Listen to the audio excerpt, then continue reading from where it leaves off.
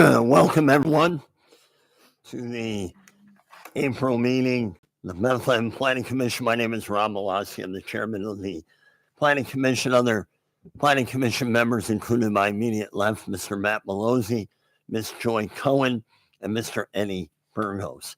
We ask anyone here in attendance at this time, please silence your cell phone. We will proceed through the agenda as listed.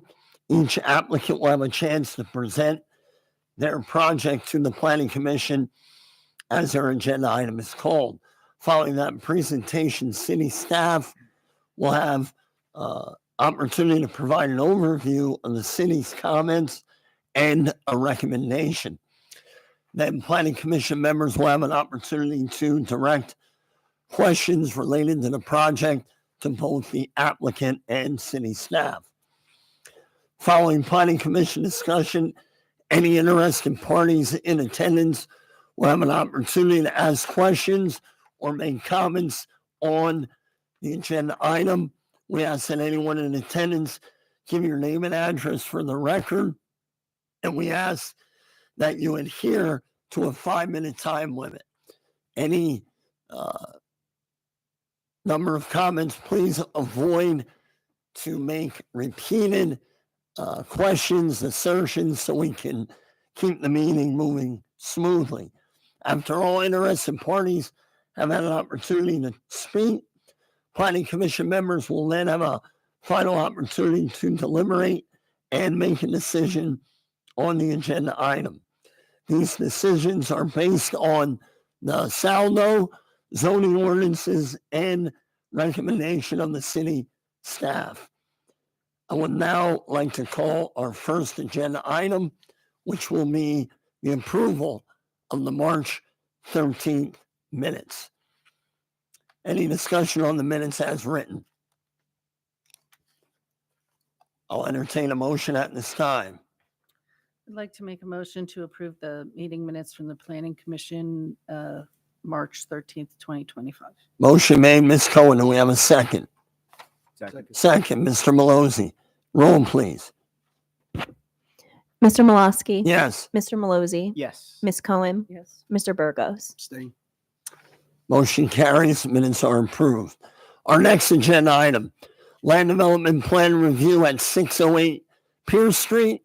Will the applicant please come forward? We'll give you a minute or so to get yourself prepared. When you are ready, introduce yourself and you may begin. You can have a seat right here, sir. Right there. Yes. Thank you.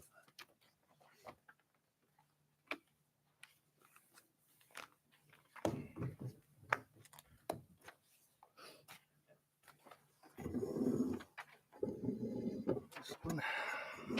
was on. I turned it off. Nope, it's on. Good afternoon. Keith Lawler with Keystone Consulting Engineers. And this Dallas Basha, manager of the property. and what our plan intent is we'd like to build 5 townhomes on along Packer, as you can see on the overhead. The address is Pierce for the existing building, which has an office space and an existing rental unit in it, residential unit. Along Packer, we propose 5 townhouses each because it's student housing. Each would have 5 beds. And along the alley, we have 20 parking spaces proposed. And not to oversimplify, but that's about it. Do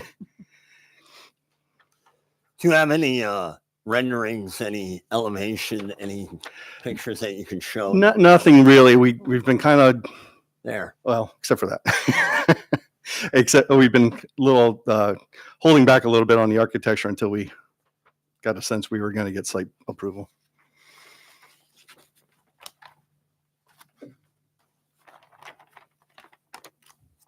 And you mentioned that this will definitely be student off-campus housing. Is that what you're gearing it towards? Yes.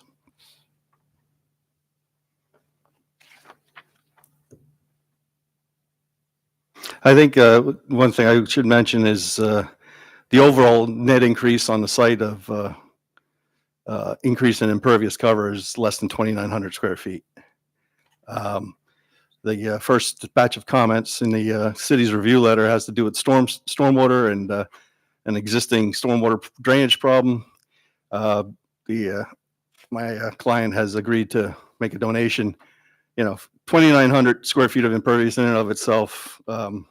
I've never done stormwater management calcs for such a small increase, but we are making a donation towards an overall solution for any existing problem out here.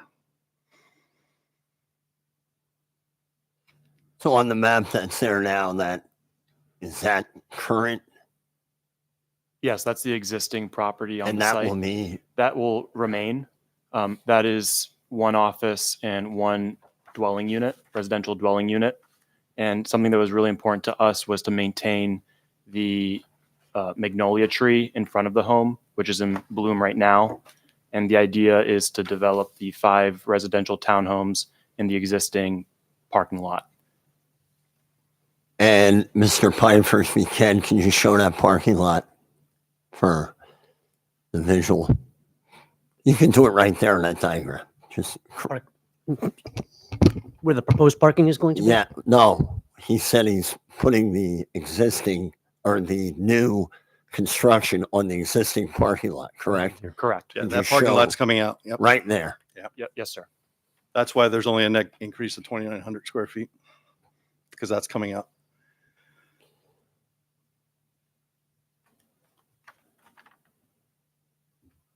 And how many bedrooms? 25 total, 5 per unit, per home.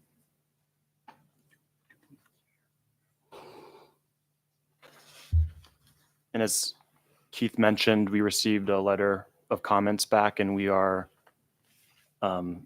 accommodating to each one. The memo dated August the 20th from the city. Correct. Mr. Piper, anything to add from the memo August 20th? So just a few comments, and they've already touched a little bit on stormwater and the contribution. Mr. Yandam is here if you do have any questions that pertains to that solution that they were able to work with Public Works. The fire marshal is going to require that the existing utility lines be placed underground. And there's a couple items in terms of landscaping, one of which includes the terrace walls in the back. I believe that can be accommodated on site. Some additional plantings need to be added based on the saldo, and then some justification on the street trees or payment in lieu of those street trees. Mr. Pasha, you're fine with everything that's on there? And We are. Great. Any questions, comments from Planning Commission members for either Mr. Lawler or Mr. Basha? Mr. Malozzi, yes.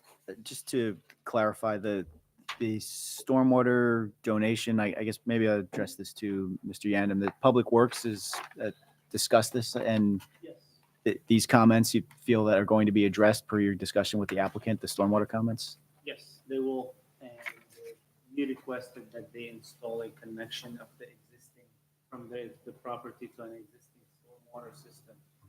It's about like 200 feet away. And then we agreed that they will give the contribution to the city, and that money will be utilized toward a bigger project that will be like installing a bigger system in the whole, that will serve the whole area. Thank you. We are in agreement on that. We are in agreement. Thank you. And generally, I believe you said so, but you're willing to comply with all the other comments? There are a number of comments here. We are willing to comply. Thank you. Can you elaborate on the 20, I think you said 20 parking spots? Yes, on Park Hill Mr. Piper, Street. is there anything that shows? Go ahead, I'm sorry. Mr. Yes, Basha. I believe the 20 is inclusive of the driveway as well. On Park Hill Street, there are 18, and then there are also some additional parking spaces in the driveway. So at Park Hill, here at the bottom, Mr. Piper, if you don't mind moving the right, you're talking those existing right there. Not existing. Non-existing. Non-existent, Yes, I'm sorry. we are adding those to comply with the requirements for each additional home that's being built. Okay, so the parking will, in essence, be in the, you want to call it the rear of the units Correct. on Park Hill. That is correct, sir. So to enter those parking spots, they're going to come where's the entrance end? There are two entry points on Park Hill Street, either via East Packer Avenue or Thomas Street, which is the main parking hub, I'd say, for the entire residential area on Hillside facing Park Hill Street. And they can walk, fewer than 100 feet to get. So Park Hill will be that main source of it. That is correct. Thank you. Any other questions by planning commission members? Hold on, Ms. Cohen. Okay. The city didn't comment on the Park Hill parking spaces. I assume since it's not a main street that they're okay with people backing out into the street out of those spaces? If they didn't comment on it? I guess that's maybe a question for Craig. Mr. Pfeiffer, I'm sorry, No, no, no. Mr. Yannon. You just want to copy the letter? Ms. Cohen, can you ask your question again to Mr. Pfeiffer? The city didn't comment on the parking spaces that they're backing out onto Park Hill. So I assume that means they are not concerned about that. It is permitted per the ordinance, the zoning ordinance, as long as they are separated into groups of 5 in which that the applicant has accommodated.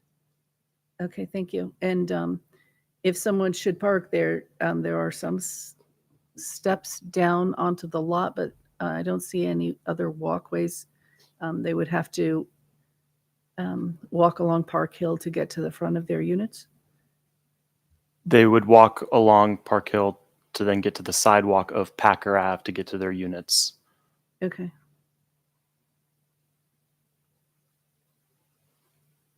Anything else, Ms. Cohen? No. I'm going to direct a question again, if we can be a little bit more specific, Mr. Yannon. Can you go a little bit more detail on the situation with the stormwater? Okay, so with the new property, the way that they want to build on it, it's like the flow of the water will be discharging at almost like a smaller area out of their property. Therefore, we recommended that they install a catch basin right in front of their property and connect it to the closest existing stormwater system in the area, which is approximately 200 feet away. Instead, we were in discussion on how they can do that and how much that will cost. And then we know that this whole area in the near future, it will require a whole system to cover the whole area, which is part of our stormwater program, which extending our existing stormwater system in all the area with a better capturing of the rainwater and guiding it into our system, back into our creeks. In an agreement that the project won't be limiting the disturbance of the road and excavation in the road, we agreed that they will give $50,000 to the city, and that money will be utilized as part of the bigger project where it will cover more roads around the whole area. Any questions for Mr. Yandom?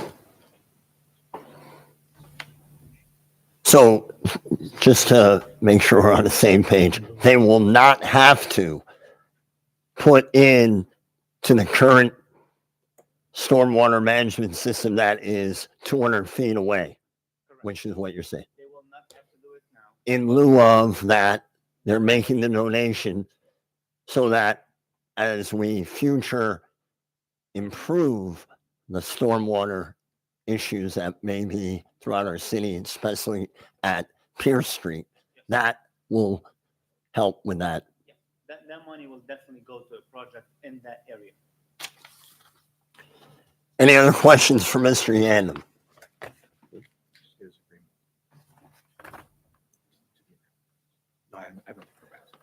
You're fine with that contribution, is that correct? Yes, sir. Anyone here in attendance have any questions or comments as it pertains to the minor land development at 608 Pierce Street? Any other questions, planning commission members? I'll entertain a motion at this time. As it pertains to a motion, should the amount of the contribution be memorialized? Maybe that's a Counselor, we probably want to add that into the motion. Is that correct? You read my mind. scary thing. Chairman, I'd like to make a motion. Yes. Make a motion that the planning commission approve the minor land development plan proposed for 608 Pierce Street, contingent upon the applicant addressing all of the city's questions, all of the city's conditions in the August 20th, 2024 review letter, and specifically the applicant's agreement to make a $50,000 contribution towards a regional stormwater project, which will address Public Works stormwater comments 1, 2, and 3. Motion made, Mr. Malozzi. Do we have a second? Second. Second, Ms. Cohen. Roll, please. Mr. Malosky. Yes. Mr. Malozzi. Yes. Ms. Cohen. Yes. Mr. Burgos. Thank you, Mr. Lawler, Mr. Busher. Thank you. Best of luck moving forward. We Thank appreciate it. Thank you, everyone. Our next agenda item, land development plan review at 2141 Commerce Center Boulevard. That is LVIP 7. The applicant, please come forward. We'll give you a minute or so to set up. When you're ready, introduce yourself. You may begin. I'm surprised you didn't ask any about the elevations or the, I saw them. you were fine with it. You got them already opened up. Well, usually it's bad. It's in here. Oh, she would have done it. She retired. Yeah, It is. she's retired. Whenever you're ready, Sure. introduce yourself. You may begin. Sure. Attorney Kate Durso from Fitzpatrick, Lentz and Buba. I'm Matt Chartrand from Bowler Engineering. Hi, I'm Mike Duffy, project executive for JG Petrucci. Thank you. So just to recap, we were here before the Planning Commission with our sketch plan. We then went to the zoning hearing board and got special exception use approval for the distribution, warehousing, and storage use for the 2 buildings that are proposed. And we also got variance relief from the zoning hearing board for off-street parking space requirements, primarily being because one building is proposed to be a spec building. We, since that time, have been working with city staff and the engineering department to address various comments and reviews, to address stormwater and whatnot. We're happy to either walk through the review letter, or if you want some specifics on the project again, we're happy to do that as well. Yeah, if you don't mind, we can, Recap? Sure. city staff can address any items, That's but fine. if you don't want, just bring us up to date a little bit on Yep. the Sure, project itself. Thank you. no problem. Again, my name is Matt Chartrand. I'm with Bowler Engineering. We're at 74 West Broad Street, Suite 500 in Bethlehem here. Just to kind of go over some background again, I know it's been some time since we were here. Really not much has changed in terms of the plan layout and what we're proposing in terms of building sizes, parking, truck bays, all of those sorts of things have largely stayed the same. As Attorney Durso mentioned, we've really just tried to, flush out the rest of the land development design items and felt that we were at a point to be able to come here before the city. The site, if you're looking at the plan itself, north is to your right. So that can get a little bit confusing here, but just with the layout of the plan itself and the way we had to orient it, that's not how we generally like to do things on our plans, but that's what we were left with. So if I refer to the north, that's up at the far right end of the site, which is where the Saucon Creek is shown there on the plan. To our west is Hellertown Road, which is Route 412. To our south is Commerce Center Boulevard, which is again a kind of a main entryway and entrance point to LVIP. And to our east is the rail line, existing rail line that's there. The site address is 2141 Commerce Center Boulevard at the northeast corner of the intersection with 412. The overall site is approximately 26.68 acres. While the site itself is undeveloped, it has been used over time for stockpiling of materials and various things. It was proposed for a development by a Walmart or for a Walmart Supercenter back in 2017, for anyone that may recall that. In terms of the proposed development, we're looking to subdivide the property into 2 parcels that would have cross access and other easements as necessary in order to facilitate that development.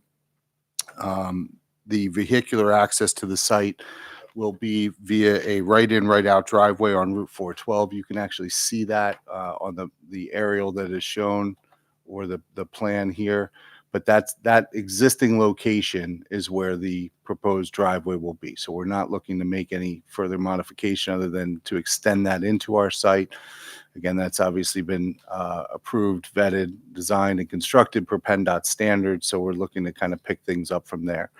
The only other access to the site will be via Commerce Center Boulevard. That would be what we consider a full access, allowing rights in, rights out, lefts out. While we don't anticipate much of a need for lefts out, that would be leaving our site and getting into the remainder of the LVIP development, there is sufficient room and area for that. So we have designed it as such. Lot A, which would be the lot to the south, where the 216,000 square foot cold storage warehouse is proposed. That lot A would be 18.48 acres. We've got 106 parking spaces proposed and 32 loading docks on that building.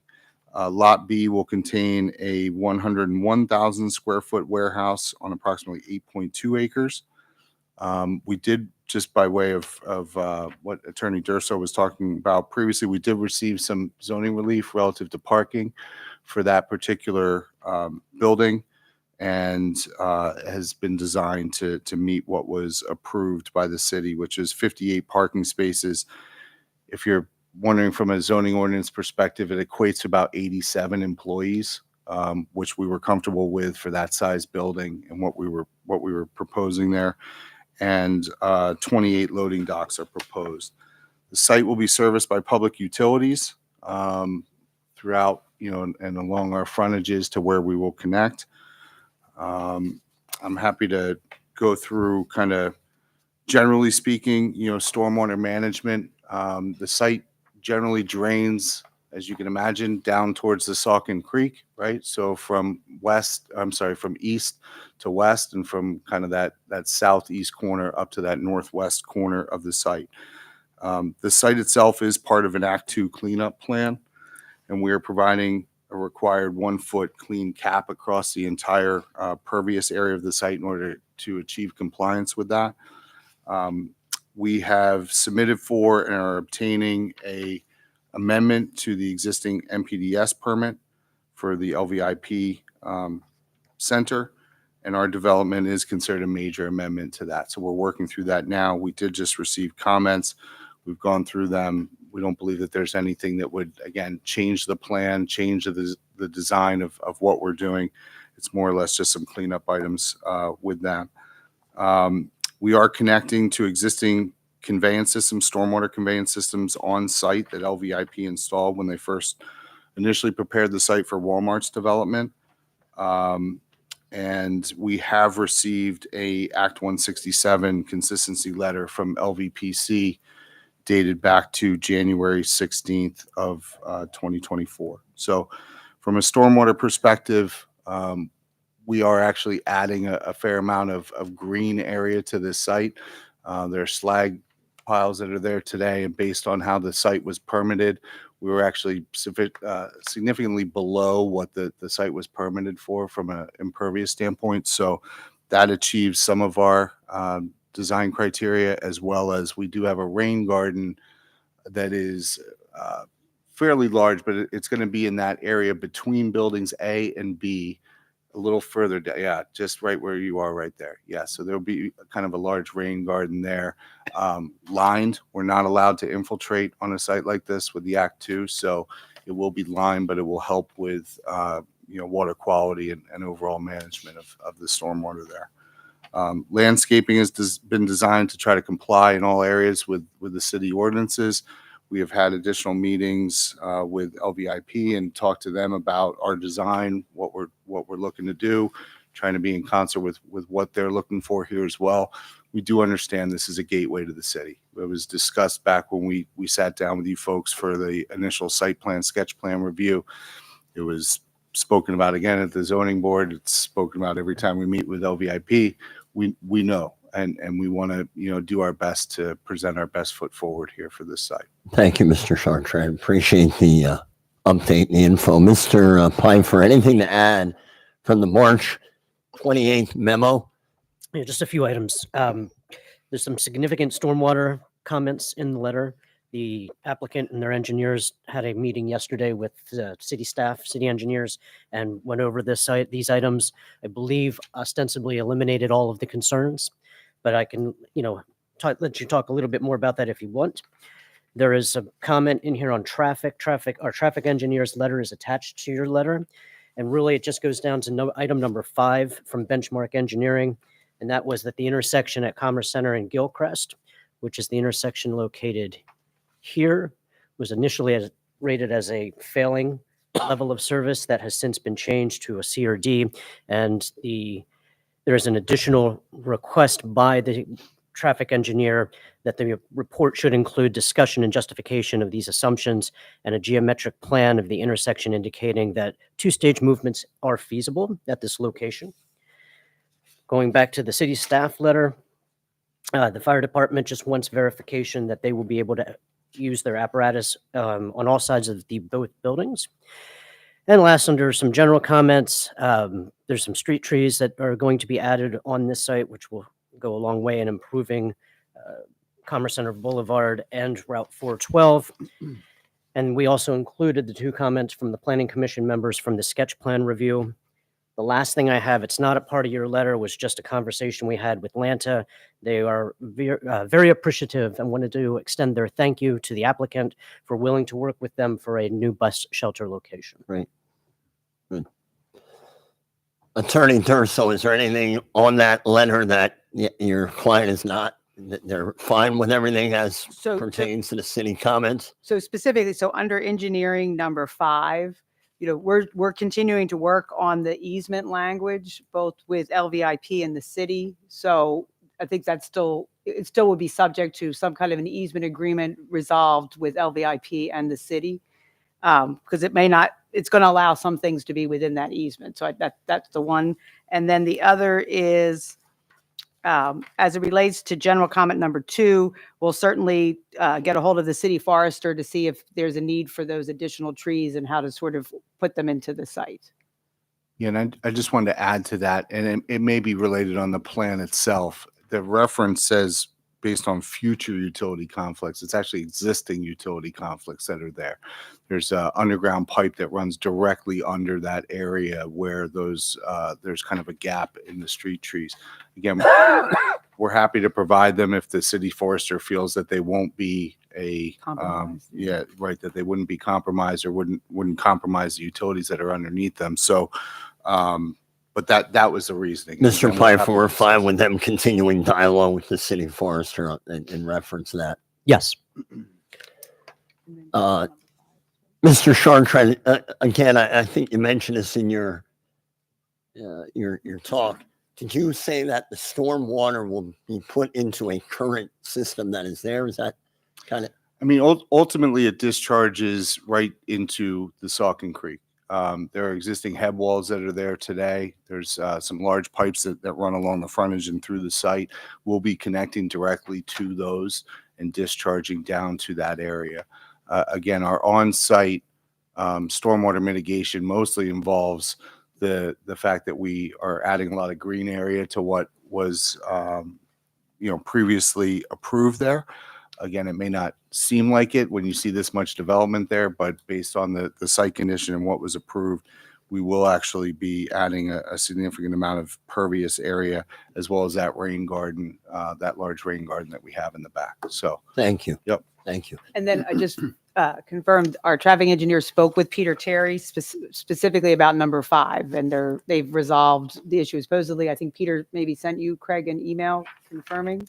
Or if he did, I haven't read it yet. Okay, so there you go. So Number 5 under engineering as it pertains to the easement. Is that what you're talking No, about? no, number 5, I'm sorry, on benchmarks review letter, Oh, Peter on the Terry's review letter. transportation. Yes, Correct. yes. Correct. And so they had a conversation. We believe that's been resolved. Thank you. But I'm sure the email came in the midst of everybody doing 20 million things today. So there you go. Thank you. Mhm. Any questions, comments by any planning commission members for either Mr. Chartrand or Attorney Durso at this time? Mr. Burgos. Mr. Chartan, with your catch basins, is there going to be any protection, like, just in case, like, an oil spill, like that? Like, Yeah, so there will be actually within the area along a portion of our frontage there will be some inlet filters that will be placed beyond just, your construction inlet filters. They refer to them as like a jellyfish type water quality area. And that's specifically along the buffer zone as we are approaching the creek in that particular area. So there we be have that any, right now. inside the inlets, will they install any snouts, like we call them in my field? Yeah, I mean, I will say we don't do them as much anymore. We used to almost unequivocally do them on every catch basin that we had on site because it was, kind of an easy button, if you will, to get certain water quality measures addressed there. But certainly in any areas that we have where, are you specifically worried, I guess, around the areas of the truck courts and things, we can certainly look at that. Right now, they're not proposed and haven't been specifically called out by the Conservation District or DEP to tell us to put them there.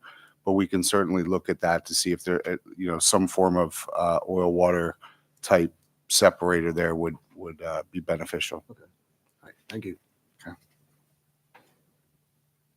Ms. Cohen. Thank you. I have a few questions and concerns. Did you bring any building elevations or views of these 2 buildings? Oh, I think you have, yeah, we sent them over. Are they online? Did you send an email today? yes. Yeah, I think Melissa from our office sent over, it was both our plans and then there were some architectural elevations. that were Did you sent. copy Stephanie on that, or did that just Yeah, come to me? Stephanie, Yeah, I think 'cause was the I one who downloaded- responded and said Yeah. they were received.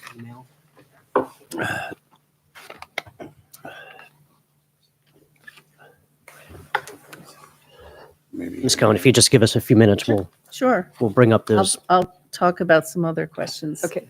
Thank you. I just want to confirm that on the west side, Hellertown Road side of the site, that is all passenger vehicles. None of the large trucks are parked on that side. It's only on the east side where the large trucks are Correct. and the loading docks. That's correct. Okay. On the building B, as far as the elevations go, I believe when you were here previously, I mentioned that the building B elevations were not as fully developed as the building A. That's obviously because you don't have a tenant for that space. But my concern is that building B, you work with the city to develop building elevations that complementary to the other building and as detailed as a warehouse could possibly be. I realize it's a large box space, but attention to some design and aesthetic, especially facing the There we go. Hellertown roadside. There's the Thank you. rendering as it would be if I am on 412, correct? Correct. Yes, that's from the And intersection. Commerce Center Boulevard is right there on the right-hand side, correct? Yes, right there. And is there any elevation of the building B at this point? We not yet, but we do have the architectural Elevation, right. elevations in there. Yeah, not a rendered Not a view rendering. like this, but Mm. we do have architectural elevations, which You want to pull those? Yeah, that as well. Okay. And in the corner where the entrance exit is off of Hellertown Road, the building A landscaping seems to me much more detailed and In addition to large trees, there's a planting area is shown on L103. And it seems that building B has a large slope along the entrance and Hellertown, which could be, have some decorative landscaping added to it. Partially to hide the vehicular parking. Yeah, I can speak a little bit to that.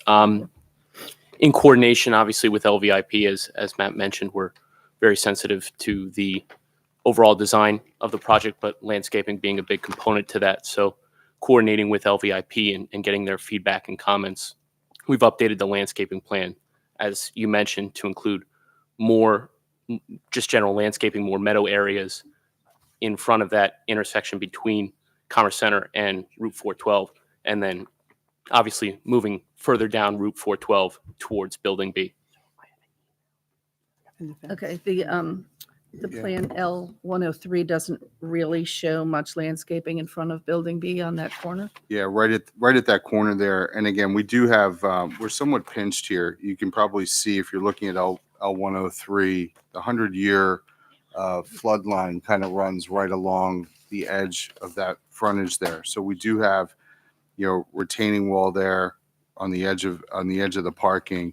There really isn't a lot of room, like you said, in terms of the slope there to Building B, and where we end up getting pinched by Saucon Creek, which is sort of what forces us in that situation there, as well as having vehicular access all the way around the building, which is something that we did discuss with the fire chief, or was brought up as part of one of the earlier reviews. That really takes that end of the site. If we were proposing a new driveway and starting over here, we might have a little bit more flexibility, but the driveway location kind of being where it is does sort of handcuff us a little bit in terms of what we can do specifically in that area. But I am happy to talk with our landscape architect. We have in-house landscape architecture who's worked on this plan. We've been working, like Mr. Duffy said, with LVIP to try to come up with a site design. If there's anything that we can do along the base of that wall, we can certainly try to do that. I understand about the retaining wall and the limited space on the northwest portion of Building B, but the southwest corner where the driveway's coming in, it seems could benefits from additional landscaping Okay. Like I said, we're on the happy to left take a side of look at that that. L103, Right here. just to the north of the drive. And Ms. Cohen, is that an area that you feel will also be visual from 412? It will, and Right. they mentioned the retaining wall on the Building B side of that driveway that could be benefit from having a little bit of landscaping in front of it. I did send the landscape plan. You have that as well if you want to point to that specific area that's being discussed. Do you know which one it is off the top of your head? L103. L103. L103. Yeah. So I think what's being referred to is basically right by the driveway where that wall in front of Building B kind of turns on a 45 angle further down towards your left, Toward towards the the south, towards driveway. the existing driveway. Yep, Yep. right over in there. Right, But- that's the area that you're Right, referring to that you'd right. like to see. Okay. Yeah, and if you look just to the left of that on the Building A north side, there's quite a bit of landscape On that area side. that, there's a big contrast between the two buildings. And I just think balancing them would help, and shielding the wall as much as possible would be good. And that hatch pattern that's shown there along the bottom portion of that wall that wraps all the way around, if you look down at the very bottom of the page, it shows and calls out what those hatch patterns are referring to. And that area is shown to be seeded with an Ernst showy Northeast native wildflower and grass mix. So it won't be just grass. It would be, like a wildflower mix along the base of that wall. And But- again, I think in concert with the fact that we have the 100-year floodplain there, that was why they were Right. trying to do that. But that tends to be fairly low plantings.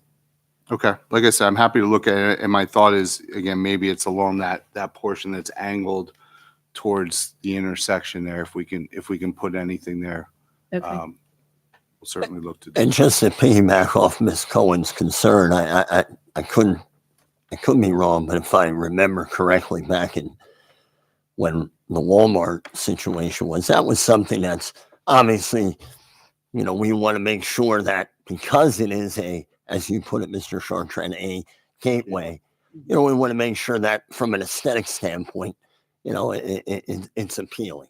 Mhm. So I agree with Ms. Cohen's comments there. I didn't mean to cut you off. So Thank you. That's okay. And I just want to say also that I did see those elevations of Building B, and it looks like they're a little further developed than previously. My last question is regarding the trash and recycling locations. Just want to confirm that those are on the east side of both of those buildings and not on the Hellertown side. That's correct.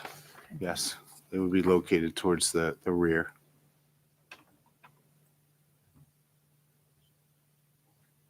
Thank You you. could see one, I think, down the very south corner of Building A, but again, just keep going to your left towards Commerce Center. Oh, I see it.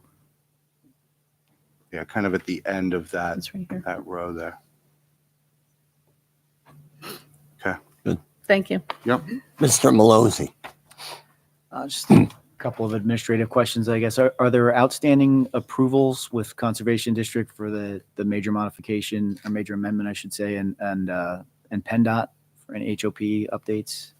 I'll speak for the Conservation District. We did just receive technical comments back on that. So we anticipate coming out of this meeting, we were going to address the city's comments, address those comments at the same time, and make a refiling with both.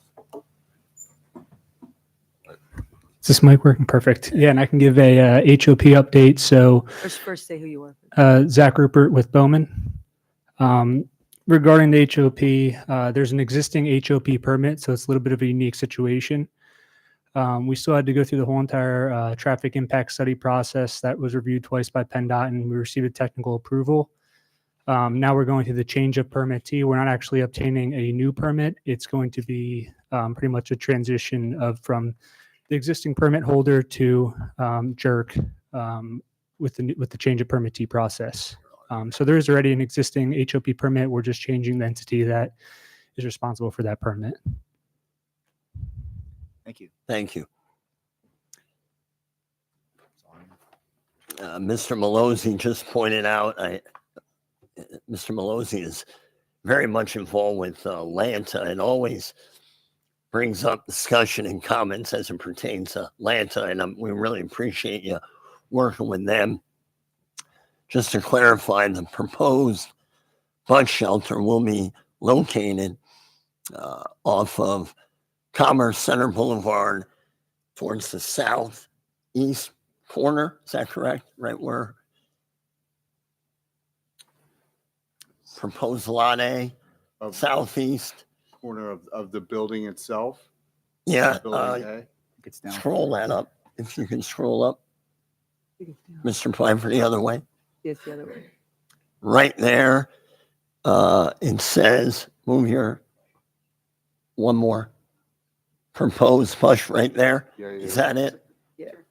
Just to clarify. Yeah. Yep. And then it looks like there's an extension. And again, it is just difficult to read, so I apologize. But it looks like there's an extension from there that kind of comes down Commerce Center Boulevard and connects down to where the parking is. Good. Thank you. Well said, Chairman Malosky. Any other questions, Planning Commission members? Anyone here in attendance have any questions or comments for, I'm sorry, Ms. Cohen? Yes. Sorry to interrupt. Just a clarification, when we do address this, do we need to address the subdivision of the two lots as part of the application? Yeah. Counselor? Yes. Yes, affirmative, yes. And the waivers as well? I don't remember getting any waiver. What's that? You have them on the agenda. I didn't know how you. The Belgian block curbing and the 10 10-inch roof drains, and to permit HDP and PVC for roof drain pipes. The applicant also seeks waivers to permit Belgian block curbing on site, permit 10-inch roof drain pipes downspouts, and to permit HDP and PVC for roof drain. Yeah. Yeah, we can add that in. Okay, thank you.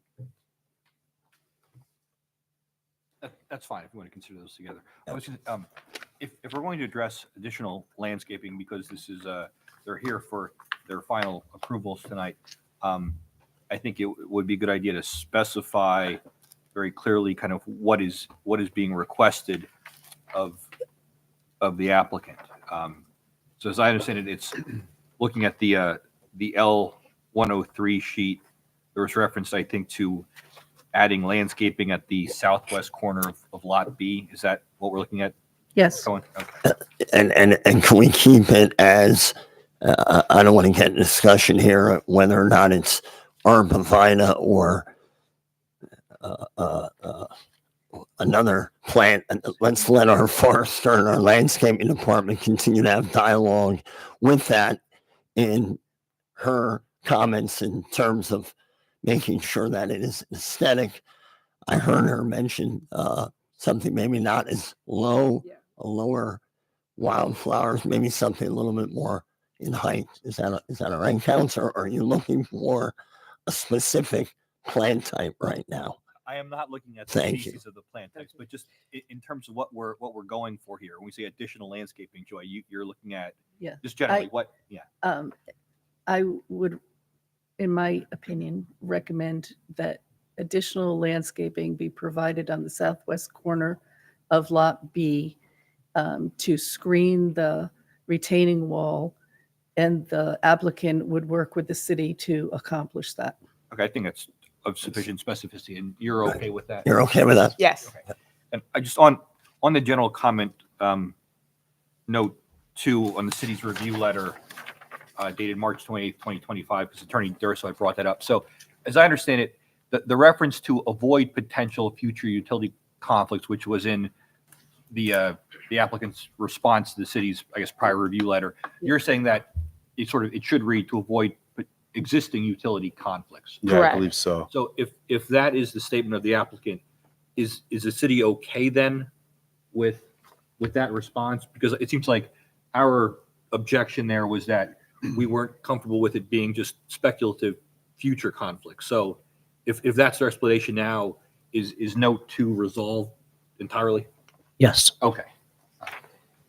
And all right. So and also because the applicant had sort of focused on certain aspects of the city's review letter, if looking at all the comments in the March 28th, 2025 review letter, now eliminating comment 2 under general and adding the additional landscaping point, is the applicant in agreement with all of these conditions? Just the only other one, again, is under the engineering number 5. We would ask that it say that there will be an easement that will be subject to approval by the city and LVIP and the applicant, because there might be certain things within that easement. Like if you read the requirement, it's saying relocate and take things all out of that easement area, but in discussions, there might be some things that by agreement are going to be allowed to remain within that easement. Does that make sense?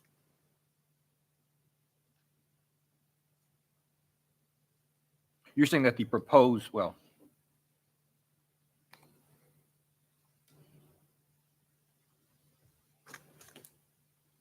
There's still, like, I guess what I'm saying is there's still negotiating what that easement is going to say and, what will be allowed within the easement.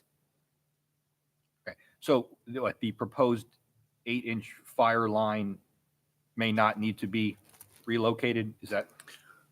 I think we've agreed that we're going to get it out of that easement wherever possible, try to avoid conflicts wherever possible. But there are just, that line kind of bifurcates our whole site. And so there are areas where there will need to be crossings. There are areas where we will need to do certain things within them. And again, that's been discussed. I think, everyone understands that. but the language of it in terms of tightening it up is still what we're kind of working on. So I guess along the lines of what we just talked about in terms of working it out with city staff, this is one last item that we need to work out with city staff and just make sure everybody's good with the language of that easement. Basil, I mean, are you fine with what they've outlined? Okay, okay, all right. Okay. Anyone here in attendance have any questions or comments as it pertains to 2141 Commerce Center Boulevard, LVIP? Mr. Chairman, if I may just add one last comment. Yes. I did receive the email from the engineer, Pete Terry, regarding that comment number 5 in his letter, and he is satisfied. And it's been resolved, yes. As she said, great. Thank you. I will, lastly, before we act on this, I was saying to Mr. Malozzi earlier, we're very fortunate. You know, there is a trigger word in the Lehigh Valley in Pennsylvania, and it's warehouse. Our city is fortunate because we have a location that is perfect and where it should be, right? We have the infrastructure, the highways, an old part of the steel site has been revitalized and utilized this way. So I want to commend, I know Mr. Rommel is here and he's done an outstanding job with that entire tract of land. And I'm glad to see that, it is going to continue since Walmart is not a part of it anymore. We're going to continue moving forward. So thank you so much. I will entertain a motion at this time. Question, Mr. Malosky? Mr. Malozzi. Just to clarify, a motion on this application, should that include the lot consolidation and re-subdivision as well too in one motion? Yes, Counselor. It can. You know what, just to make this probably easier, because it's going to be a sort of a convoluted motion. Why don't we just do the waivers and modifications first? Vote on those. And Fine. Then That's fine. Yeah. Do we have a motion as it pertains to the waivers of the Belgian block, the roof drains, PVC being utilized? Can we make a separate motion on that? Mr. Malozzi. Chairman Malosky, I'll make a motion to approve the waiver sought by the applicant to permit Belgian block curbing on the site, to permit 10-inch roof drain pipes and downspouts, and to permit HDPE and PVC for roof drains, pipes, and downspouts. I will second it. Roll, please. Mr. Malosky. Yes. Mr. Malozzi. Yes. Ms. Cohen. Yes. Mr. Burgos. Yes. Okay, the waivers have been granted. Can we move on now to the entertain a motion for the land development plan? Chairman Malosky, I'd like to make a motion to approve the land development plan, which also includes a lot consolidation and re-subdivision of the property at 2141 Commerce Center Boulevard, contingent upon the applicant meeting all of the conditions outlined in the city's March 28th, 2025 review letter, with the following highlights. One is approval by the city of the easement referred to in Public Works Engineering comment number 5. As we understand, discussions remain ongoing. I'll note outside approvals, because I didn't see them noted here, from other agencies such as the Conservation District and PennDOT. And noting that general comment number 2 has been resolved. And finally, that continued discussions with the city on maximizing the aesthetic appeal of Building B, as well as the decorative landscape treatment around the retaining wall at the southwest corner of Building B, in a manner similar to the landscaping at the adjacent northwest corner of Building A at the site drive in Hellertown Road. Motion made, Mr. Malozzi. I will. I'm never a fan of the continued discussions language, right? If we're going to put it in as a condition, it seems like they're in agreement with that. It should be that there will be increased landscaping for screening purposes along the southwest corner of lot B, I think it was. Maybe I heard wrong. I thought he said I'd that. like to amend my motion to reflect that. It was I'm not a fan of the continuing, it's too open-ended. Agreed. May I amend my motion? Amen. All right. Pertaining to landscaping, that the applicant provide improved landscaping to maximize the aesthetic appeal around the southwest corner of Building B, in particular, higher species that do a better job of screening the wall and the building, similar to the treatment at the northwest corner of Building A. Counselor, are you fine with that? Good. I'll second it. Roll, please. Mr. Malosky. Yes. Mr. Malozzi. Yes. Ms. Cohen. Yes. Mr. Burgos. Yes, Thank you. Best of luck moving forward. Appreciate it. Thank you. Thank you. Appreciate your time. Our next agenda item, we have a discussion on our saldo. I will turn it over to Mr. Pfeiffer at this time. Before we get there, I just wanted to say, I was chuckling at the last part because Mr. Malozzi had proposed a flawlessly and eloquently articulated motion. He's the best.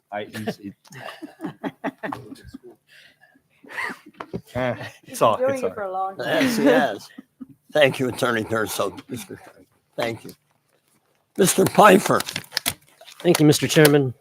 The long-awaited update to the city's subdivision and land development ordinance, this, as you are aware, has been in the works since 2021 and has gone through numerous iterations. You have in your packet two documents. One is a memo from myself to the Planning Commission members that gives you both the 30,000 foot and maybe a little bit lower perspective on what the updates are. I'll go over that in a minute. There's also a document that correlates the climate action plan and the recommendations in the new saldo so that we show that how we are working to implement those recommendations of the climate action plan. The first paragraph in the interoffice memo that I sent to you entitled Key Points, and I should say, even though she has retired, Ms. Heller does come back and work with us on a limited basis, and she built both of these documents. So they read very well. She is very knowledgeable, had been the one steering this whole review process. So as I mentioned, started in 2021. These final edits are for your review and recommendation. If you make the recommendation, well, regardless of which way you make the recommendation, that will then go to City Council for adoption, hopefully. So the goals and objectives are now incorporated from the climate action. We now include LANTA and EAC. We spell out more clearly the difference between major and minor land developments and subdivisions. And the design standards that were deschlered from the zoning ordinance have now been put back into the saldo. So they come back. That'll be in the OED 2026 dictionary. Just a couple of the highlights. There are now alternatives in here to help us reduce impervious coverage. We put definitions in, one of which was added just the other day. We now defined the word tract. That was something that was unfortunately not defined in our zoning ordinance. As I mentioned earlier, the minor subdivisions and major subdivisions are more clearly differentiated, and we now include very clear instruction on how minor subdivisions, land developments, lot line adjustments have an abbreviated administrative review process. We now require private streets to be built to the same standards as public streets. We include quite a few new management items, including bicycle and pedestrian improvements, transit improvements, and green stormwater design. And again, just to reiterate that many of the policies that are listed here reflect the goals and objectives of the climate action plan. Thank you. Thank you, Mr. Pfeiffer. Any discussion from Planning Commission members? Mr. Pfeiffer's memo, April 4th, or anything from the addition of the climate action plan strategy that was in our packet as well? Chairman. Mr. Malozzi. Thank you. I'd like to compliment the city staff, and I know this is a collaborative effort among all departments in the city to update this apparently for the first time comprehensively since 1975. The highlights that are outlined here seem to hit all of the things that we see recurring and that have become more important to the city: the multimodal transportation treatments, stormwater certainly, and then some of the administrative items to streamline, because we do want to be welcoming to investment in the community, but quality investment, but no need to bog it down in unnecessary red tape. So at that 30,000 level, I think this is great. It's heading in the right direction. I did have a couple of granular comments, I guess, and I'd be interested actually to Commissioner Burgos, get his thoughts as well too, based on his professional experience. But having done some engineering work in the city of Easton and also just discussions with others, porous pavers, I know their construction needs to be done just right, and they need to be maintained very attentively, because otherwise they just get clogged with cinder and sand and other pollutants, and then they cease working. So it sounds great, but I don't know that functionally it's getting to what we do, and it's to the goal, which is to increase pervious infiltration of stormwater, which is a great goal. And there are other methods in here that speak to that. But outside of a detailed inspection for the construction and something along the lines of an operation and maintenance agreement for sweeping of these things professionally, I get concerned about whether or not they're going to meet the need. Otherwise, there's also talking here about the stormwater management through green infrastructure. And I'm wondering, is mulch going to be allowed in stormwater basins? Is that out of there? Or? If memory serves me correctly, it's the opposite. We're hoping that they would be planted with native species. Yes, and not mulched. And not mulch. Yes, because I've seen that and it looks terrible, and I Right. question its effectiveness anyway. So otherwise, that's the only comment. Like I said, the intent and the focus areas of the Saldo update, I think are right on the money, and compliment the staff, all the departments in the city for their work, their multi-year work. Thank you. If I may add or respond just to the first item, fortunately, the city of Lancaster has done a fantastic job with experimenting with porous pavers and building an operations and maintenance manual. So we don't have to reinvent the wheel. And we can certainly reference some of the stuff that they've done. So that would be, you're saying that could be part of it, is that there were criteria that have to be followed to ensure those pavers perform the way they're supposed to. Because city of Easton, it's, at least of late, it's a hard no. Yeah. And for those reasons.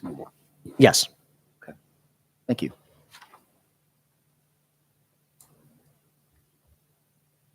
Any other comments, questions, Planning Commission members for Mr. Pfeiffer?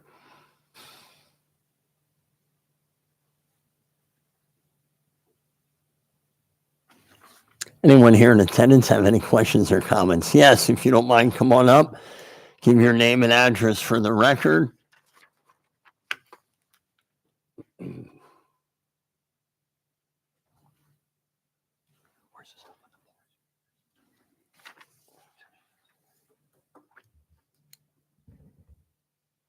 Hello again. Hi. Diana Rodriguez, 315 Rouge Street. Yes. Good to see you again. Nice to see everybody again. You probably all know me already. I've been here. I feel like this is almost my home now. First, I have to say that I'm very excited to be here today. And this is one of those times I'm actually happy to be here, because I can't believe that we are actually talking about zoning ordinances that finally are going to include goals of the Climate Action Plan.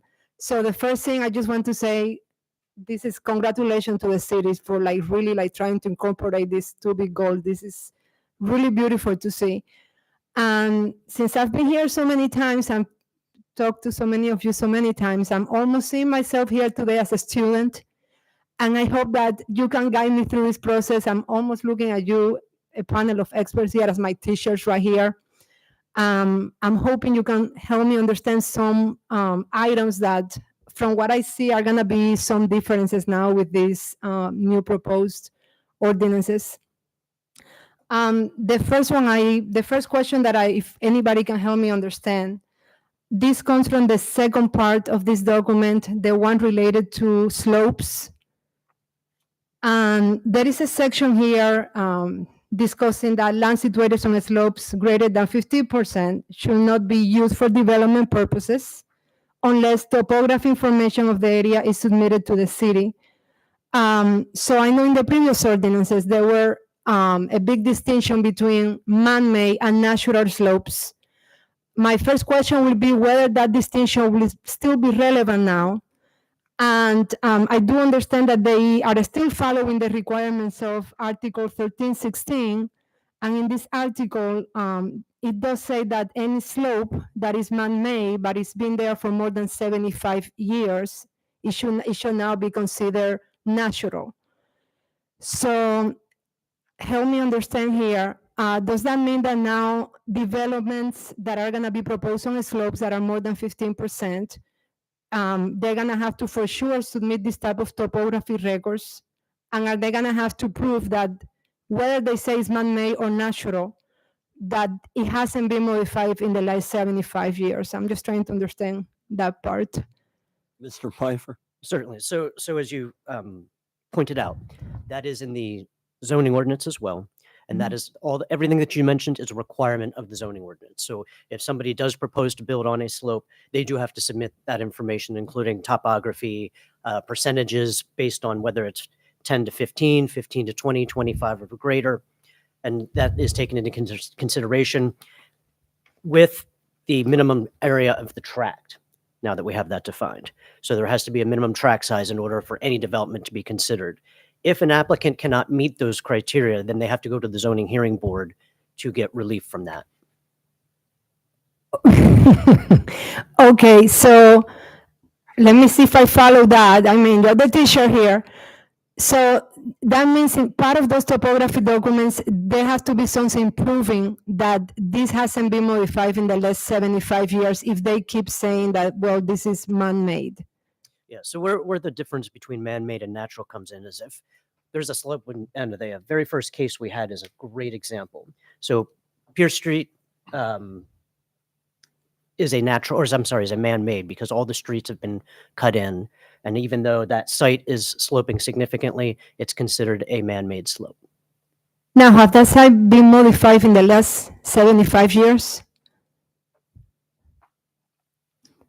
So that would not be applicable, right? That site has been a surface parking lot for. Oh, yeah, quite that some one. time. Yes, sure. But in general, I mean, when in doubt, how will they prove that the site hasn't been modified in the last 75 years? They'd have to provide documentation. Okay. So we would defer. So there's a great example up at the top of Hayes Street. There's a couple lots. Those are deemed to be natural. They have not been, even though the road has been cut in around them, they have not been touched in over 75 years. Okay. Oh, that's very interesting. Okay, thank you so much. There is another section here.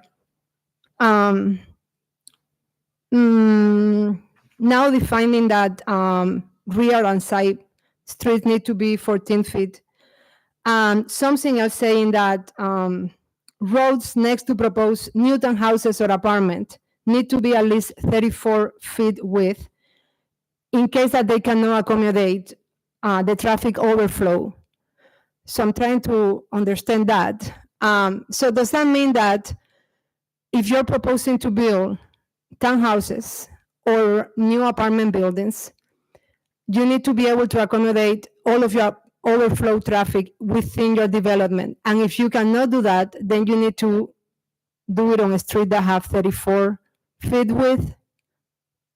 Is that how that will work? Or I didn't read it that way. I read it as being required for new streets. for new, okay. Okay. I was reading here, a 34, Not that I have total Yes. confidence in Mr. Pfeiffer's recall ability, but if you are reading specific provisions from the SAL, just because it's 75 pages and we don't have it all committed to memory, could you just cite to what you're, Like what section? It's a very long document, and I think it has to do with the part. Let me see if I can find it right here. It's a very long, I know, this is quite the document. It has a few stars there. It's a little paragraph under the table. I think it has to do with design standards for the street, maybe. Are you, which document are you on? Yes, Just I so am we're looking on at the document, the part 2, the one that's talking about design and standard required improvements, Article 1349. Article, what's that again? 1349. 49. Yes, thank you.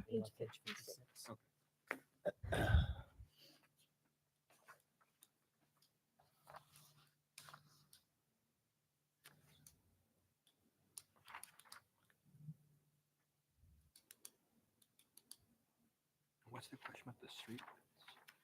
And can you repeat the question? I'm sorry. Sure. This is the section that says a 34-foot wide minimum causeway width should be required abutting a development of townhouses or apartments unless the applicant proves all overflow parking needs will be fully met by off-street parking areas.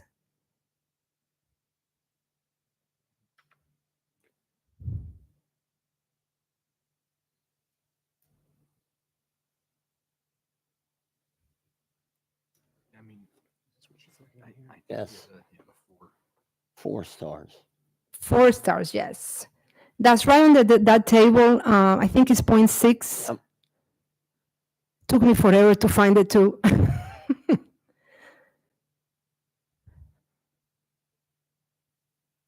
Mr. Pfeiffer, can you clarify her I think what Craig said. counselor? Is it? The idea here that these are design standards for new streets where we're N- engaging. Newer in improved streets, correct. It would- Okay. It would be difficult for the city to take its entire road network and somehow make it comply to. So current if it's a road that currently exists that doesn't comply to that, this is for a new. Okay. Correct. Or if Public Works has an extra right-of-way, overall right-of-way, and they want to widen the street. Does that help? Does that It make does sense? because it goes right into the next question I have, so that actually does help. Another section here, section B, right under that, is titled Existing Streets with Insufficient Right-of-Way. I don't know if I'll wait a little bit for that. I'm sorry, what was the? Sure, I think it's point B. Let me go back to this major document here. Let's see where this is coming from.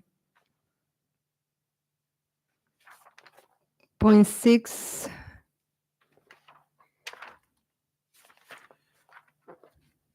What page is it on? Yeah, maybe you can do that. Well, my pages, I don't think I'm getting there myself. I don't know if they are like the same pages. Thank you for your patience. I appreciate like your willingness to teach me today.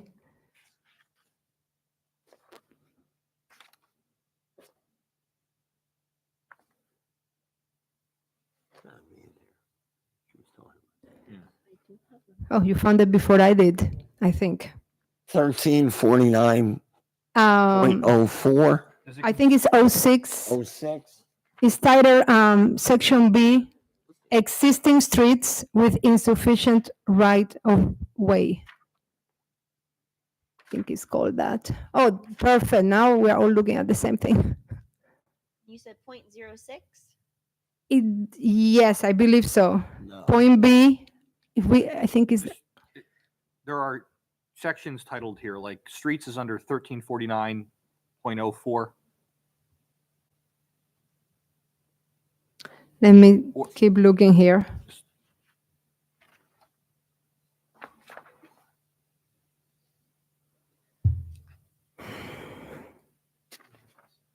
Like Article 1349 is design standards and required improvements. And there are a variety of sections under that. Starts out 1349.01 Steph, applicability. And blow there that are, up. Yep. Bottom, Oh. that's it. There you go. Oh, you're so fast. I'm still looking through it. Oh my gosh. Very good. Yes. So it's the one that says existing street with insufficient right of way. I don't know if, yes, that one is there yet. So maybe a little down. Search for existing. Existing, yes. Steph, can you do a keyword search?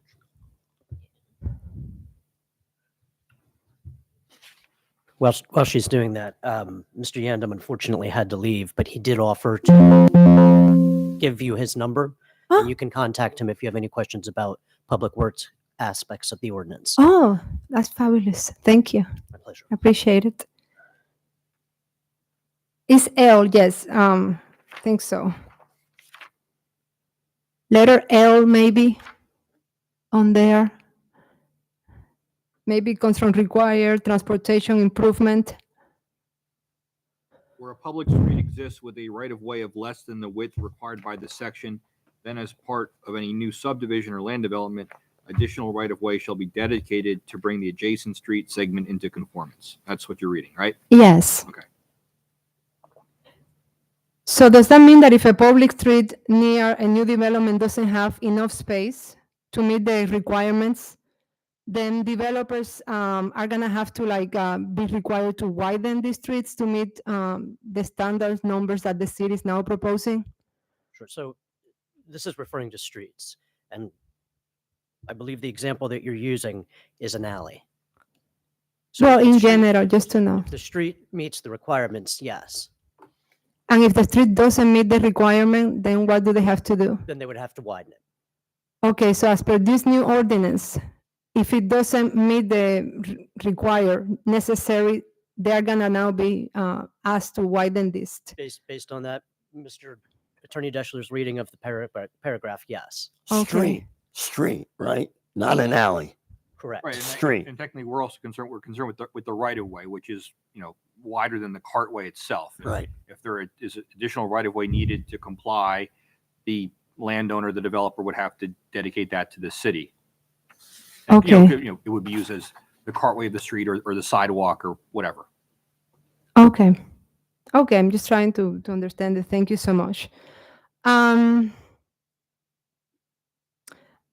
is another section here which I don't think is that technical. It's mostly with the language that I would like to understand.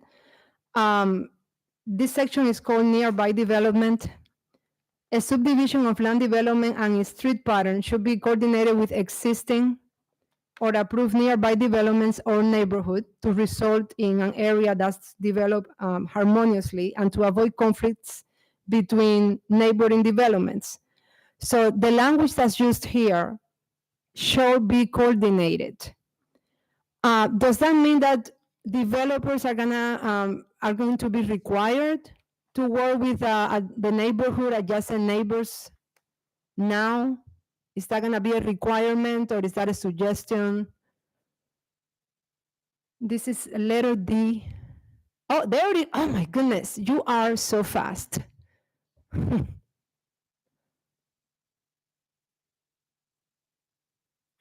Counselor? If the question is, does that language necessarily require the developers to work with the neighbors to arrive at some kind of coordinated plan? My answer is no, not necessarily. It requires that, it says the street pattern shall be coordinated with existing or approved nearby developments or neighborhoods to result in the area developing harmoniously and to avoid conflicts between neighboring developments. So again, the city and the planning commission here are the ones applying the ordinance. I think the idea here is that, if you're looking at the street grid and the aspects of the existing surrounding neighborhoods, we want to coordinate that environment with the environment of the proposed subdivision. And now I think, that it affords the opportunity for, neighbors like you to come to the planning commission and provide your input as to how the development can be harmoniously coordinated. But I'm just saying it's not a situation where you and the developer would necessarily sit down and hash out an agreement as to what their development would look like. Okay, so the shall be coordinated part is with the city. Well, it's the city applying this Mhm. ordinance to look at the level of coordination between, the existing nearby developments or neighborhoods and the proposed one. Okay. Okay. I have another question regarding, I think, the conversation that you were having about the porous surfaces, which I was so happy to read that there, that I had to read it like 25 times to make sure that's what it said there. And it says applicants are strongly encouraged. This is a point 15 porous surfaces to consider suitable alternative surfaces that allow infiltration. I totally understand what this is being suggested because the amount of paving that is happening is not really counting for all the water runoff. Even when developers are expected to follow the water management requirement, that's often not enough because so many of those requirements were not taking into consideration the type of floods that we are now having from climate change and everything that we're seeing. And even when they do follow that, people's homes still get flooded. And that happened actually to the side of my house. I live on a twin. On the other side of my house, my neighbor there is an elderly person. When they built an apartment building that followed all the water management plan, her basement got flooded. Even though this person followed everything that was supposed to be followed, her basement still got flooded. So I do appreciate how these porous surfaces are being added. And I learned with you that that has another context to it, which I appreciate. I didn't know that. When they say that they are strongly encouraged, I can already see many developers thinking that, well, this is going to be more expensive. As I learned today, this is going to require maintenance. There's going to be more work on their end. So if they say this is going to be a hardship on my end, I strongly consider it, but I'm not going to do it. Then what? Again, I think we can't anticipate every scenario here, and I'm not sure it's prudent to opine, to that extent. But certainly, strongly encouraged is different from shall. I mean, that is what the words say. I think it's designed to signal the city's preference for certain types of development and the manner in which properties are developed that we can't necessarily require. But I think it's a way of signaling the policy of the city with regard to how developers utilize and develop their properties. So sometimes some of these things are more aspirational than requirements, but we have them in there to demonstrate the city's commitment to things like the climate policy and things like that. Okay, so when this does arrive, because it will arrive, is the city position going to be that we want this happening? Because it's just going to be a matter for developers, money, financial preference, really, why they will want to take a step or not. So when they do say, some will say, okay, I don't have a problem with that. Others will say, this is going to be a big expense. It's going to require maintenance. I'm sure you anticipated what the steps are going to be when some developers do not agree with this. Is the city going to enforce it? Well, again, because as you pointed out, the language is about encouragement. So it's not a mandatory term like shall or must. So I think we'll take this on a case-by-case basis. Like I said, I don't think it's prudent to try to preview applications to projects that haven't even come before us yet. I think we have to look at them on a case-by-case basis, but we acknowledge the language isn't a mandatory. It's not a mandatory word. It's not shall. It's not must. It's to provide some flexibility, and like I said, to signal the city's preference for certain types of development and these types of pavers and things like that without necessarily requiring them. Okay. The other question I have is all related to that. It has to do with erosion control, which is a big concern once you start moving land and all of these things. I think this is section E. This one I did write down. Point 1, erosion control, section E. Do you have an article number? I should have wrote it because they come like right from the top. We haven't. We found it. Oh, there we go. Perfect. I'm going to try to give you keywords. Now I'm going to work with you here. I was just curious about the one that says plans, an erosion and sediment pollution control, ESPC plan should be submitted where required under the state regulation or where the total earth disturbance will affect 5,000 square feet or more of land area.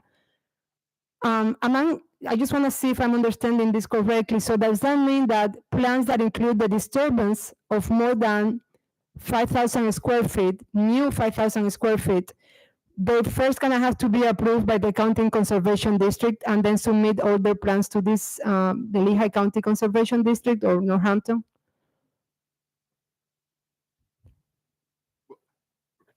Yeah, we take whichever is more kind of inclusive. So if you submit the ENSPC plan where state regulations require it, or where total earth disturbance will affect 5,000 square feet or more.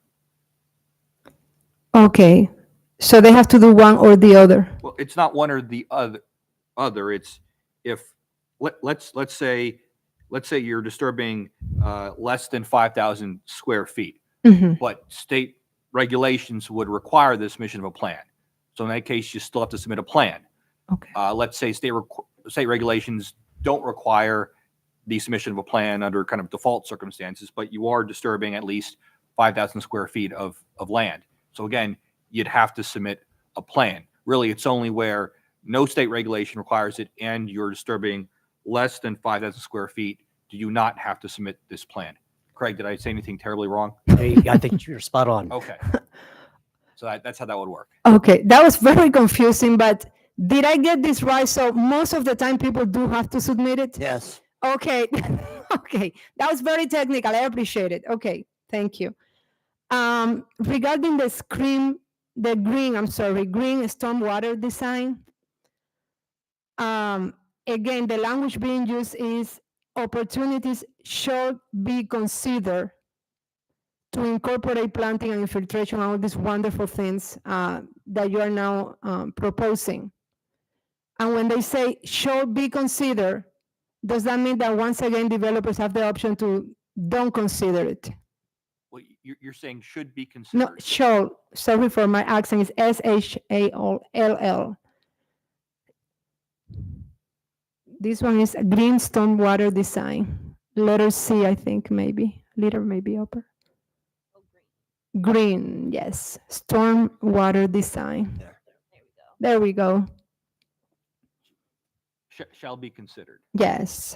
Right. So in this case, and again, as part of its review and as part of the Planning Commission's review, we are considering the planting and infiltration areas, or it's an opportunity shall be considered to incorporate planting and infiltration areas in coordination with the layout and design of utilities. So yes, the consideration is a requirement. It's a requirement of review. And I think, again, this provision gives the Planning Commission, the city, the flexibility to make determinations on a case-by-case basis about whether certain elements of design should be incorporated or not in the plan. Again, it's not mandatory language in terms of, you have to incorporate it. It does say shall be considered, but it's, again, another component of the city's review. Okay. Right under section 1349.19, this one I did write, by some miracle, I did write the number. This is the section for landscaping. And I think it says other landscaping provisions.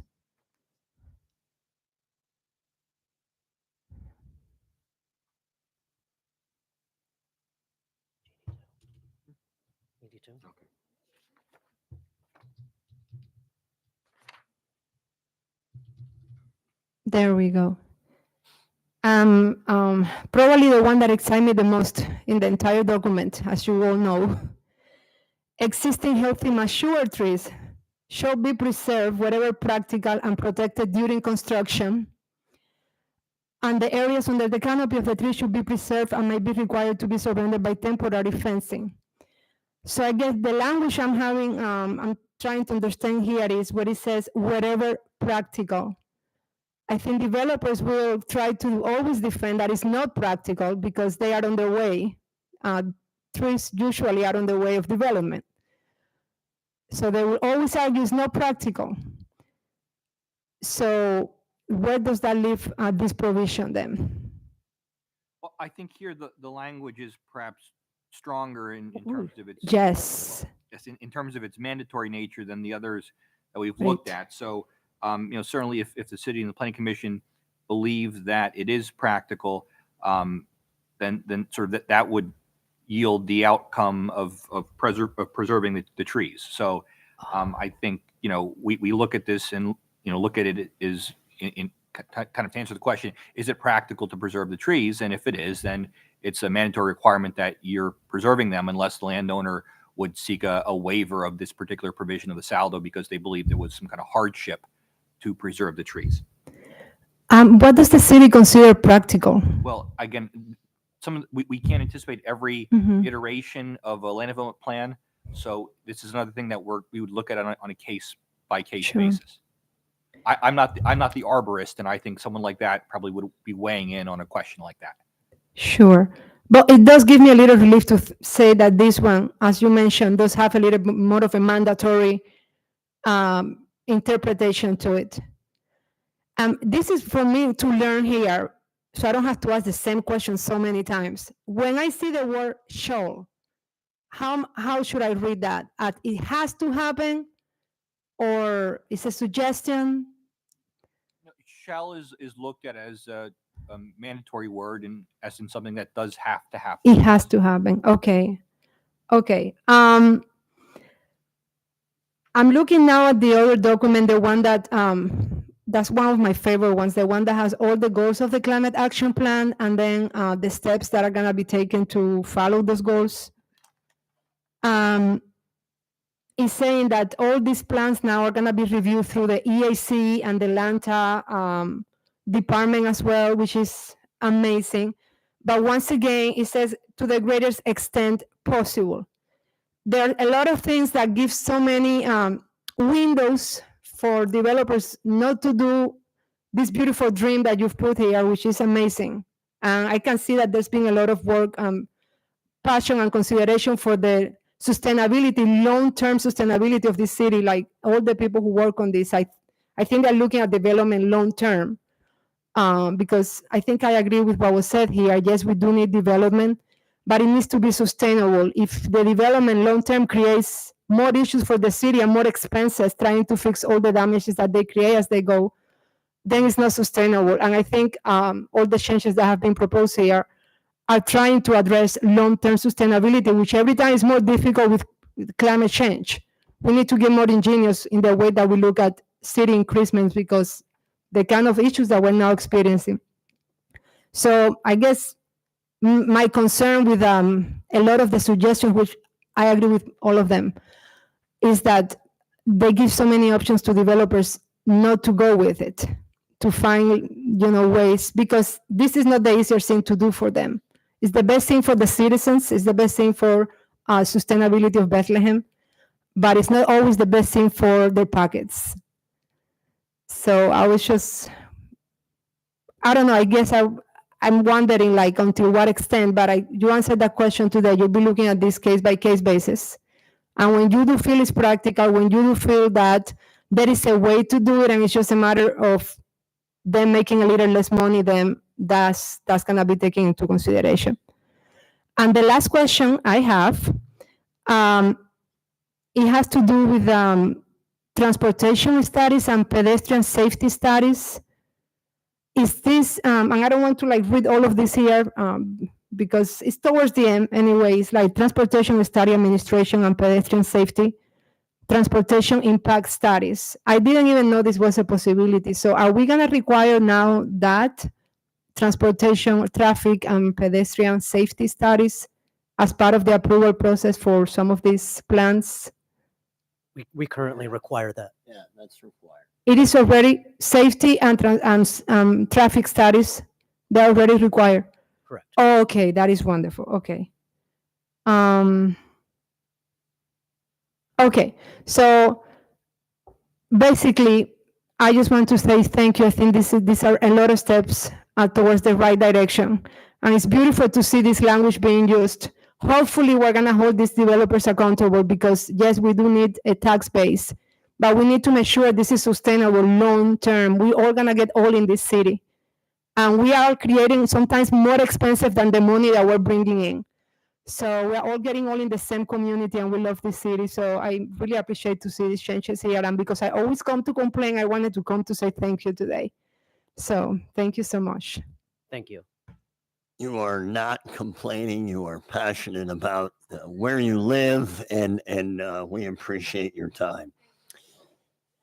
Any other comments, questions for Mr. Pfeiffer, Attorney Deschler, Planning Commission member, Mr. Malozzi? Just one. Yes. I wrote a note to myself. There's comments about types of trees that are contemplated by the arborist. Maybe it's just a question. Do they species ones that don't lift up sidewalks and stuff like that? Silver leaf maples. I know them well. Is that handled in there? If not, that would be a great consideration as well. Silver leaf maples, not only that, they draw box elder bugs. My old residence over in Hilton Street, we had them. And every tree in that, I think they've changed that. I think, So we have an approved tree list. yes, yeah. Has to be selected from that and then approved by the city arborist. I, Do they contemplate that? I can answer that question a little. Yeah. I've worked with the previous arborists. I believe it was the previous one. And for certain neighborhoods with certain size green spaces between the roads and the sidewalk, which is usually the area where the problems occur, Right. there are certain species that are recommended to be used in those locations. For example, if you have 2 feet or 4 feet, the size of the trees in the neighborhood, the size of the roots, and the spreading of the roots are all defined by neighborhood, by size of green space. And the city has a interactive site plan of every street with every tree in the city on it on the website. There you go. I did not know. Thank you. You're welcome. There you go. You can walk down that. I mean, in all those neighborhoods where they're mature and have been there for years. I mean, one that pops to mind is Sycamore. Oh, well, Sycamore Street. I mean, just sycamores in general. I mean, Yeah. when you drive down like Union Boulevard with the sycamore trees, it's, Yeah. like you're underneath the Oh, canopy yeah. of trees. Yeah, it's the maples. I that do love all the Sycamore. damage. I Yeah. mean, Edgeboro section is Yeah. beautiful, but that's Yeah.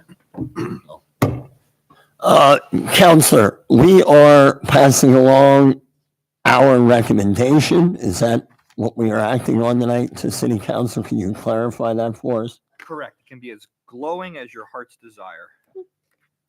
I'll, Or not. I don't want to prejudge not. anything. I'll entertain, and before we act on it, I want to thank Mr. Pfeiffer and the staff, along with Miss Heller, if she's listening out there. Darlene, great job. I know this is something that she put a lot of time and energy in prior to her retirement. This has been an ongoing deal, and we obviously put in the time in because we want to get it right. So with that said, I'll entertain a motion at this time. Chairman, Mr. Malozzi. I'd like to make a motion that the Planning Commission pass along a favorable opinion to City Council for the adoption of the updated subdivision and land development ordinance. Motion made, Mr. Malozzi. Do we have a second? Second. Second, Mr. Burgos. Roll, please. Mr. Malosky. Yes. Mr. Malozzi. Yes. Ms. Cohen. Yes. Mr. Burgos. Any other general discussion items Yes. coming up, Mr. Pfeiffer? So first page, 330 East 4th Street, that actually has an extension on it. It's been extended to August. The one prior to that you just heard, so 608 Pierce will be coming off. And 2105 Creek Road is a sketch plan, so it does not actually have a deadline. Flipping to page 2, 2141 Commerce Center Boulevard, you heard tonight, so that will be coming off. And we did get some new submissions. So 934, 946 Evans Street is now in as a land development. This came to you before as a site plan review. 1223 West Broad Street also came to you before as a site plan review. And 6268 West Union Boulevard, this is a new land development submission. It has previously been before the city as a minor subdivision / lot consolidation. And we did receive and are now in the process of routing out a proposed new sheets on Airport Road across from the airport. It's where the old lab for the state police used to be.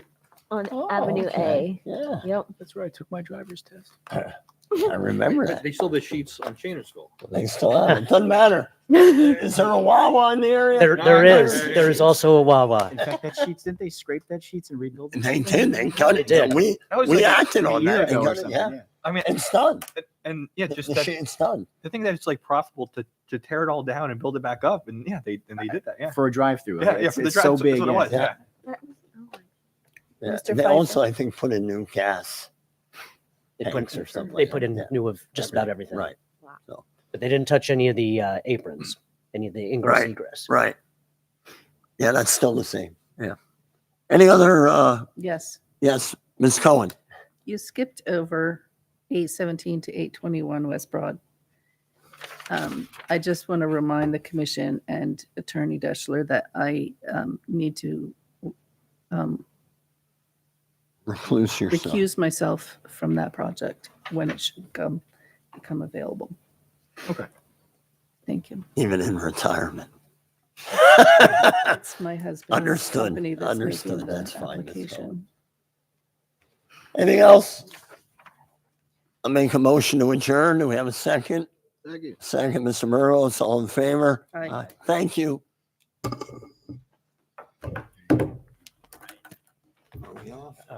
We're not off yet. Can you? Yep.